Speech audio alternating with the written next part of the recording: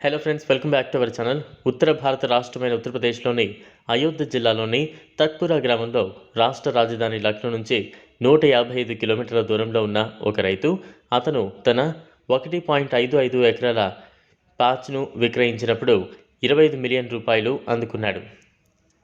4 సంవత్సరాల క్రితం స్థానిక ప్రాపర్టీ డీలర్కు భూమి 65 ఏళ్ల అతను తన నిర్ణయాన్ని ఇప్పటికీ ఆలస్యం చేసి కనీసం 10 రెట్లు సంపాదించగలనని నమ్ముతున్నాడు. ఇక్కడ బంగారం కంటే కూడా భూమి ఖరీదైనది. 2019లో రామమందిర నిర్మాణానికి సంబంధించిన తీర్పును సుప్రీంకోర్టు ప్రకటించినప్పటి నుంచి ధరలు పెరుగుతూ ఉన్నాయి. తీర్పుకు ముందే నా భూమిని విక్రయించడాన్ని నేను తప్పు చేశాను. నేను భూమి ఒప్పందాన్ని ఆలస్యం చేసి ఉంటే అది నాకు అప్పుడు లభించిన దానికంటే చాలా మెరుగైన ధరను పొందగలదు అని వర్మ అల్ జజీరాతో అన్నారు.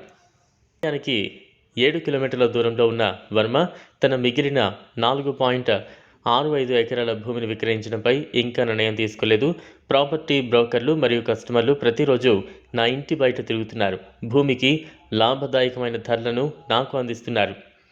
కానీ నేను మళ్ళీ అదే తప్పును పునరావృతం చేయను. ఆలస్యమైతే ఖచ్చితంగా నాకు ఎక్కువ ధర వస్తుంది అని అతను చెప్తూ ఉన్నాడు.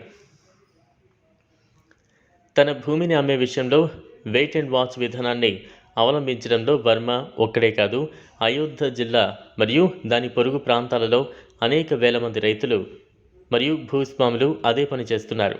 ప్రధానంగా అక్కడ వాణిజ్య ఆస్తులను నిర్మించడానికి భారీ డిమాండ్ ఉన్న తమ భూమికి విపరీతమైన ధరలను ఆశించారు. అయోధ్యలోని 2.77 ఎకరాల వివాదాస్పద స్థలంలో హిందూ దేవుడు రాముడికి ఆలయ నిర్మాణానికి అనుకూలంగా 2019 నవంబర్ 9న భారత సర్వోన్నత న్యాయస్థానం తీర్పు ఇచ్చిన తర్వాత రియల్ ఎస్టేట్ విజృంభణ ప్రారంభమైంది. మసీదు నిర్మించేందుకు అయోధ్య సమీపంలో ముస్లింలకు ప్రత్యేక 5 ఎకరాలు భూమిని కూడా కోర్టు కేటాయించింది. చాలామంది హిందువులు రాముడి జన్మస్థలమని నమ్మే ప్రదేశంలో దేవాలయాన్ని నిర్మించాలని దశాబ్దాలుగా ప్రచారం చేస్తున్న రాజకీయ మరియు మతపరమైన ఉద్యమాన్ని ఈ తీర్పు టర్బో చార్జ్ చేసింది. అయితే సోమవారం నాడు ప్రధానమంత్రి నరేంద్ర మోదీ ద్వారా ఆలయ ప్రారంభోత్సవం తర్వాత లక్షలాది మంది పర్యాటకులు అయోధ్యను సందర్శిస్తారని అంచనా వేస్తూ పెట్టుబడి అవకాశాలను వినియోగించుకోవడం ప్రారంభించిన వ్యవస్థాపకులకు ఇది కొత్త వ్యాపార మార్గాలను కూడా తెరిచింది. అయోధ్యలోని ప్రాపర్టీ డీలర్ వినయ్ కుమార్ వర్మ 33 అల్ జజీరాతో మాట్లాడుతూ హోటళ్లను నిర్మించడానికి స్థలం లభ్యత గురించి ప్రజలు ఆరా తీస్తుండగా గత 6 నెలలుగా తన ఫోన్ రింగ్ అవ్వడం లేదు. ఇంతకుముందు నేను వాణిజ్య అవసరాల కోసం భూమిని అడుగుతూ ప్రతి నెల 1 నుంచి 2 కాల్స్ వచ్చేది. కానీ ఇప్పుడు దీనికోసం నాకు రోజుకు 8 నుంచి 9 కాల్స్ వస్తున్నాయి. హోటళ్లు మరియు అతిథి గృహాలను నిర్మించడానికి ఆసక్తి ఉన్న ఇతర రాష్ట్రాల నుంచి వచ్చిన కొన్ని కాళ్ళు పవిత్ర నగరాన్ని సందర్శించే అవకాశం ఉన్న యాత్రికుల భారీ రాకపోకలను సొమ్ము చేసుకోవడానికి ఎకరాకు 16 మిలియన్ రూపాయల నుంచి ధరలను పెంచుతున్నాయి. 2019లో భూమి ఇప్పుడు దాదాపు 64 మిలియన్ రూపాయలకు ఉంది. ఇప్పటికీ ప్రజలు హోటళ్లు మరియు గెస్ట్ హౌస్ల వంటి వాణిజ్యపరమైన ఆస్తులపై పెట్టుబడి పెట్టిన తర్వాత భారీ రాబడిని ఆశించి ఎక్కువ చెల్లించడానికి సిద్ధంగా ఉన్నారు అని వర్మ అన్నారు. రాష్ట్ర రాజధాని లక్నోలో ఉన్న భూమి కంటే కూడా ఇక్కడ భూమి 4 నుంచి 5 రెట్లు ఎక్కువ. అయితే భూముల ధరలు విపరీతంగా పెరిగిపోవడంతో ముస్లిం సమాజం ఆక్రమణలకు పాల్పడుతున్నట్లు ఆరోపణలు వస్తున్నాయి.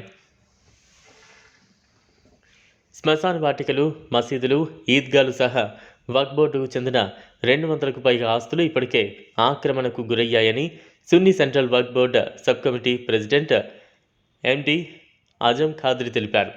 మాఫియా గత దశాబ్దంలో ఈ ప్రాంతానికి తరలి వెళ్లిన రియల్టర్లు వాణిజ్య ప్రయోజనాల కోసం, ప్రధానంగా అతిథి గృహాలు మరియు హోటళ్ల నిర్మాణం కోసం 1992లో అయోధ్యలో బాబ్రీ మసీదు కూల్చివేసినప్పటి నుంచి మా ఆస్తులు ప్రధానంగా శ్మశాన వాటికలు, ఈద్గాలపై చిన్నపాటి ఆక్రమణ కేసులు ఉన్నాయి.